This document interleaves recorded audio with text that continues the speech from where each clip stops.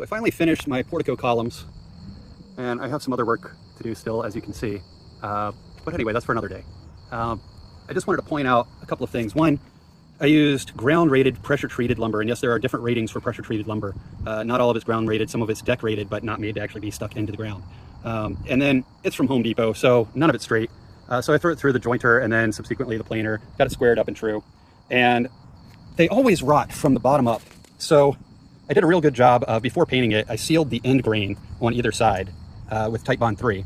And you saw how I made it. The column is actually sitting inside of a routed out channel. So I have the grain going this way for the bottom piece and the grain going this way for the beam itself. So you get the structural strength from the grain going this way, and then you get some rot resistance by having the grain going this way, because the water actually wants to come into the side grain, or into the end grain. This is the side in this case, but it wants to go into the end grain. And by stopping that, you can prevent some of the rot a little bit, or at least slow it down. And then of course I caulked all the way to the bottom and any place that there was a seam. So I have one more thing to note on these, and that's on these caps. I actually have the grain direction, instead of going this way, which gives you your vertical beam strength, I have the grain direction oriented this way instead. So imagine this is the end grain right here. And in the nature of the tree, this would normally be going up and down, but in this case I have it going this way horizontally. And the reason for that is if you think about how a tree works, a tree doesn't have a job.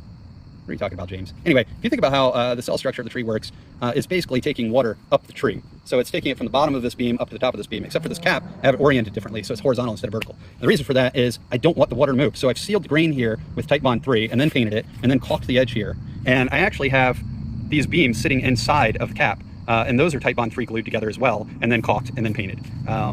The additional thing that I did is I actually made a drain hole, which you'll see in the prior video, going up into the center of the cap is about a ½ inch round.